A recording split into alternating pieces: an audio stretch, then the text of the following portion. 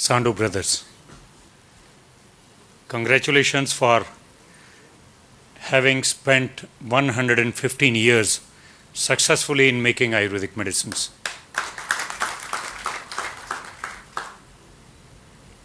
All my doctor colleagues, Vaidyas from different parts of the state,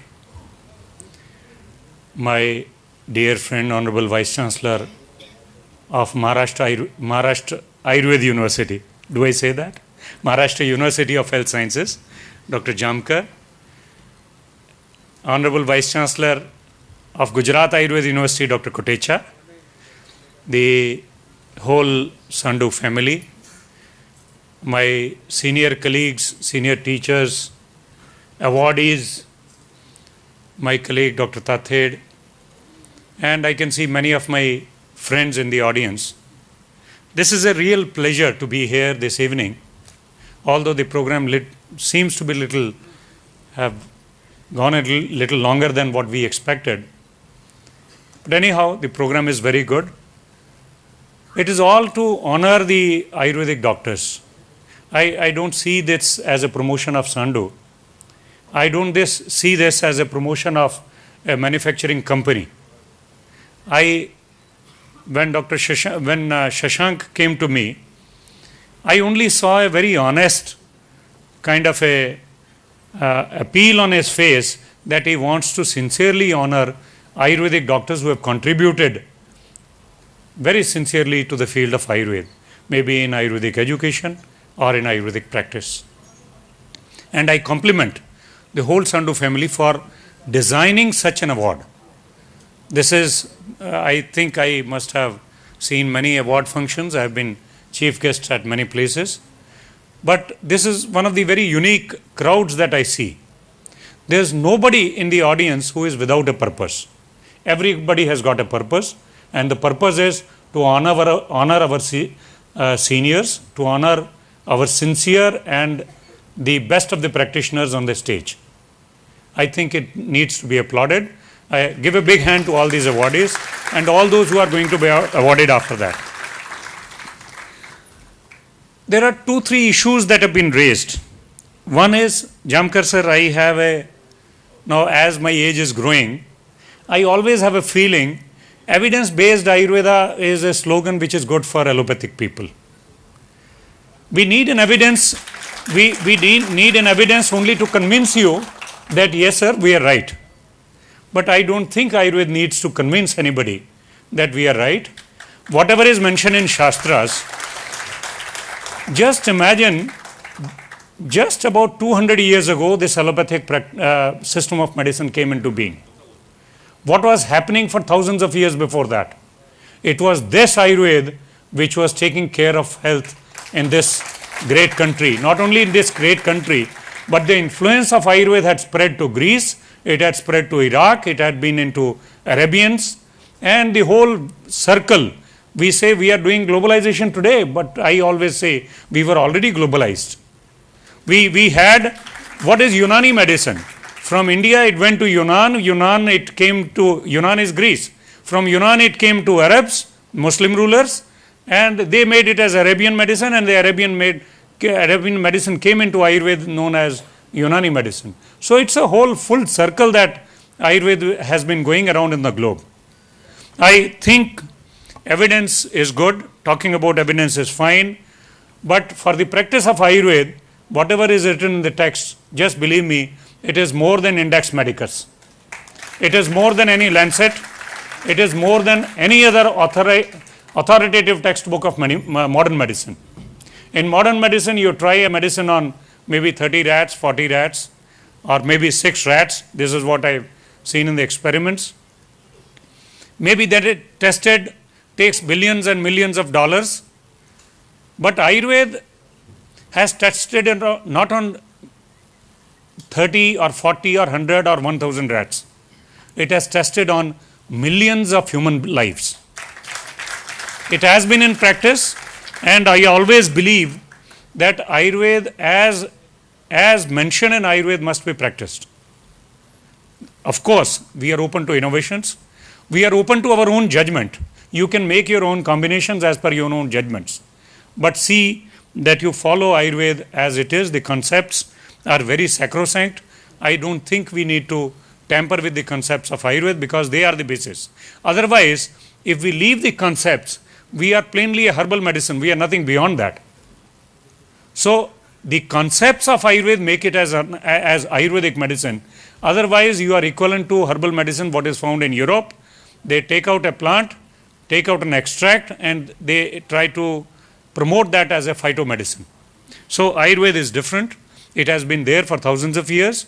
But nonetheless, we need success stories to be published in the books, to be published in standard journals, because we need to convince others that what we are doing is something which will benefit the whole globe. So please adopt us. It's only for that limited purpose that we need a evidence-based Ayurveda.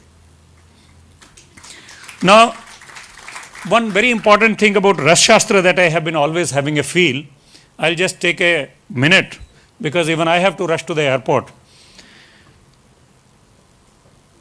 John Saper's study in 2004, that moved a lot of, there was a lot of churning all around the globe.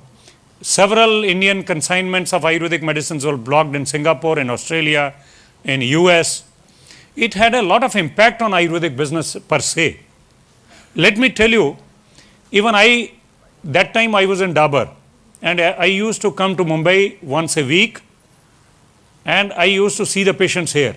Suddenly what I used to see every week, I used to see around 20-30 patients here in one of the clinics in Mumbai.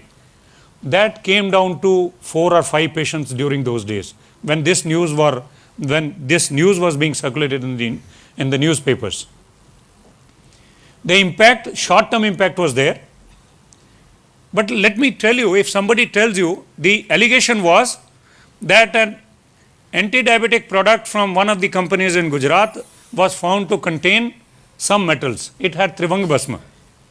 And Trivanga Bhasma is effective for Prameh. Some Gujarati must have smuggled it to America in his own bag. That was caught on one of the Patel stores, and they said this is Ayurvedic medicines have got metals. It is something like if I say that maybe the Crocin has got paracetamol into it. I mean, what is absurd about it? By intent, I want Trivanga Bhasma to act as a Pramehagna drug. Why not I add into that particular, that was not being manufactured for America. Then the question was raised, is the Indian population so cheap?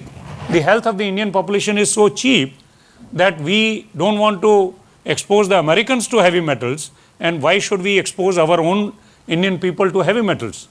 The answer was simple. It is in the mind that you have that the metals are toxic. Metals are not toxic.